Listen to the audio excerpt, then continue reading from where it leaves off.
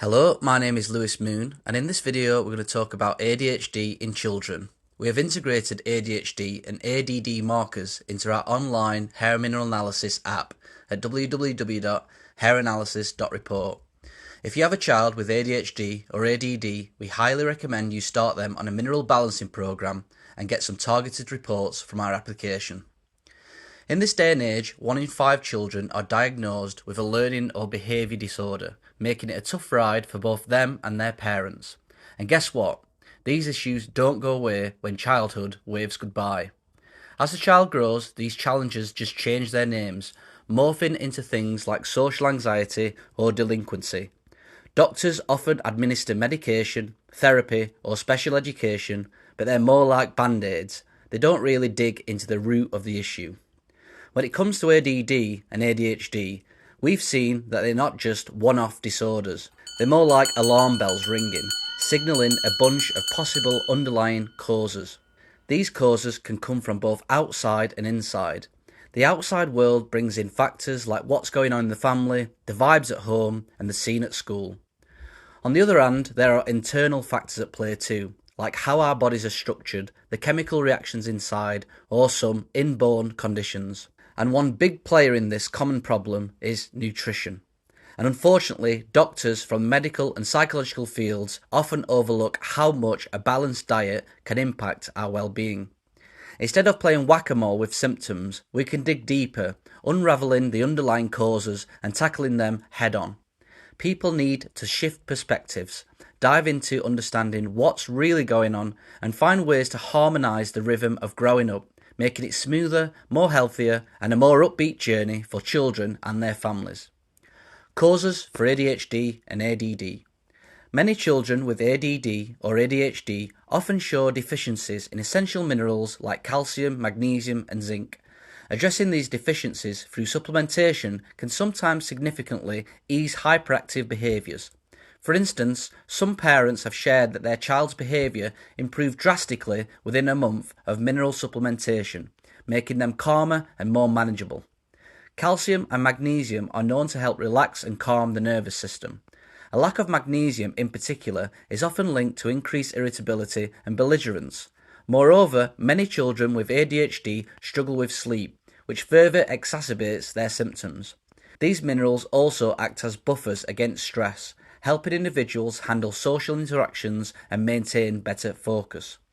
The consumption of high-salt fast foods like chips and fries can worsen magnesium deficiency, making nutrition an important factor to consider. Zinc, on the other hand, acts as a mood stabiliser. Insufficient zinc levels allow harmful metals like copper and cadmium to accumulate in the body, affecting brain function. Unfortunately, zinc deficiency is common due to poor dietary habits, and some experts believe that most Americans have borderline zinc deficiency. Other trace elements like manganese and chromium are crucial too, as they impact glucose tolerance, which in turn affects behaviour. Lithium, although typically used to manage bipolar disorder, has also been noted to help some people with ADD and ADHD, especially when their lithium levels are found to be low. Iron deficiency is another concern linked to ADD. A particular study found that supplementing iron improved ADD symptoms to a level comparable to the effects of common ADHD medications like Ritalin. However, it's crucial to understand that more iron isn't always the solution. Balancing body chemistry is the key to making iron bioavailable to those who need it. Vitamins play a crucial role too. Deficiencies in B vitamins, for instance, have been linked to mental confusion, fatigue, and severe mental disorders. The approach of orthomolecular medicine suggests that individualized vitamin supplementation based on a person's unique biochemical makeup can be beneficial. Supplementing with compounds like choline, inositol, and certain amino acids like L-taurine and L-tryptophan have been found to help calm hyperactive behaviors in some children. The toxic metal problem. Toxic metals have long been recognised for their potential adverse effects on behaviour, particularly in children. For instance, a study published in The Lancet in May 1987 showed a correlation between the amount of lead in blood of 800 English schoolchildren and their learning rates. The research suggests that there isn't a safe level of lead, and excess lead has been linked to mental retardation and hyperactivity. Mercury is another metal known to alter personality and behaviour. Mercury is a common toxin today, mainly due to fish consumption. It can also get into the body through certain industrial processes, some skin creams, antiseptics, and other topical products. Despite the known risks, mercury amalgam fillings are still common today in dentistry, though they are treated as toxic waste upon removal, indicating the recognised risks associated with mercury. Cadmium too has also been flagged as a behavioural concern. A study of naval recruits found those with higher cadmium levels exhibited more behavioural problems. Furthermore, analysis of criminals have often revealed elevated levels of cadmium and lead. Common sources of cadmium exposure include tap water, refined foods, and cigarette smoke. Aluminum toxicity, often acquired from aluminum cans, cookware, or additives in tap water and table salt, may impair cognitive abilities in children. Copper imbalance is another common finding in children with ADHD. Copper, which can be passed from mother to child during pregnancy, can interfere with zinc metabolism, affect thyroid activity, and influence neurotransmitter functions, potentially leading to an overstimulation of brain activity. Excess copper has also been associated with a range of behavioural issues including hyperactivity, mood swings, anxiety, and depression. Studies by Dr. Carl Pfeiffer and Dr. Paul Eck have documented the wide-ranging effects of excess copper, emphasising its impact on the brain's primitive responses, which can lead to more animalistic reactions to environmental stimuli. Lastly, a hair tissue mineral analysis has been endorsed by the US EPA as a reliable method to detect toxic metal excess, though it only measures the metals in the hair, not the total body load. Corrective therapy may be required for several months before metals begin to be expelled through the hair, indicating a reduction in body toxicity. Hypoglycemia and its impact on behaviour. Hypoglycemia, or low blood sugar, is a common issue in children. It often arises from diets rich in sugar and carbohydrates, especially when paired with caffeinated drinks, leading to daily fluctuations in blood sugar levels, much like a roller coaster. Although the term hypoglycemia refers to low blood sugar, the symptoms actually stem from a lack of sugar in the cells. This is why standard glucose tolerance tests may not always catch hypoglycemia. It's important to measure insulin levels alongside glucose levels to get a more accurate understanding of a child's blood sugar situation. The yeast connection and how it affects behaviour in children. Chronic overgrowth of yeast can trigger a variety of symptoms in children who are prone to such conditions, including noticeable changes in behaviour. A multitude of factors can contribute to the overgrowth of common yeast, Candida albicans, in many children. Some of these factors include diets rich in sugar and carbohydrates, frequent use of antibiotics which can disrupt the normal gut flora and possibly weaken the immune system, steroid hormone therapy, and copper imbalance. Even if a child hasn't been administered multiple doses of antibiotics directly, they might still be exposed to residues of these drugs present in commercially available meats and dairy products. Similarly, residues of steroid hormones given to farm animals might find their way into food products, potentially exacerbating the yeast problem. So, what can we do about ADHD and ADD? Fast metabolism, a link to ADD. Most young kids with ADHD tend to have a faster metabolism, known as being fast oxidizers. A hair tissue mineral analysis often shows this through lower levels of calcium and magnesium, and higher levels of sodium and potassium. This mineral profile hints at overactive thyroid and adrenal glands. While this is a common trait amongst children, it's particularly noticeable in those with ADHD. A faster metabolic rate can lead to a shorter attention span, increased irritability, and in some cases aggressive or confrontational behaviour. Fast oxidizers are also more likely to have allergies. The lower levels of calcium and magnesium might make their cells more permeable, allowing foreign proteins to enter the blood and trigger allergic reactions.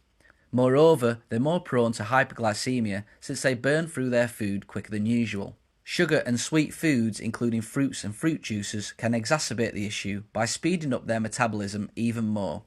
On the flip side, good quality fats and oils can help by slowing down their metabolic rate. Some parents might hesitate to include fats in their children's diets out of concern for obesity or high cholesterol. However, children actually need good quality fats for their nervous system development. Healthy hormone-free meats, omega-3 fatty acids, Eggs, preferably with runny yolk from free-range chickens, certified raw dairy products, butter, olive oil, nut butters, and a bit of avocado and flaxseed oil can be very beneficial. These high-quality fats and oils, when included in a balanced and healthy diet, usually don't lead to increased cholesterol or obesity in most children. Nurturing a healthy environment for children. Preventative measures are crucial for dealing with the ADHD and ADD problem. If you're a mother or planning to be one, start by adopting a healthy diet, quit smoking, and consider getting your body chemistry in check by starting a mineral balancing program. This process takes time, so it's wise to start early. While the father's role in prevention isn't as straightforward, it's important to remember that genetic issues can be inherited from both parents. If your child is dealing with a learning or behavioural disorder, implementing simple changes can significantly help. Healthy diet. Offer a variety of fresh, organically grown and low processed foods. Establish a routine of regular sit-down meals. Avoid sugars and processed foods. Keep away from sugars, including those in breakfast cereals and snacks. Avoid soda and junk foods, which offer little nutritional value. Mind the carbs. Don't overdo starches, as they could worsen blood sugar imbalances and yeast issues. Include good quality fats and oils in their diet. Eliminate food additives. Remove additives, preservatives, artificial colours and flavours from their diet and observe if behaviour improves. Identify food sensitivities. Some common culprits include wheat, beef and certain dairy products. Keep a food journal to track your child's reactions to different foods. Consider anti-candida measures. An anti-candida medication and diet trial might prove beneficial. Engage the child in a mineral balancing program. Incorporate a comprehensive program to eliminate toxins and replenish essential minerals. Environmental adjustments. Some individuals with ADHD are highly sensitive to their surroundings, including exposure to toxic chemicals, dusts, mold, and even flickering lights. Environmental factors can significantly impact ADHD symptoms. Structured environment. Establish routines and schedules to create a structured yet friendly environment. Opt for schools that encourage structure and provide ample personal attention. Small class sizes. Children with ADHD often thrive in smaller classes where they receive more individualized attention. Ample rest. Ensure your child gets plenty of rest, sleep, and quiet times during the day. Minimize overstimulation. Limit exposure to violent films or intense video games, especially in the evening. Encourage quiet activities and maintain a relaxed home environment. Avoiding pressure.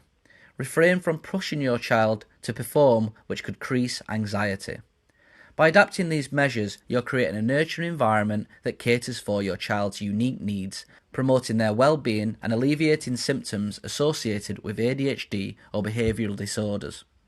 If you enjoyed this video and want to learn more, visit www.lifelabshtma.com/contact. To work with us, or if you have a hair analysis and want to see the ADHD HTMA markers, please generate a report at www.hairanalysis.report.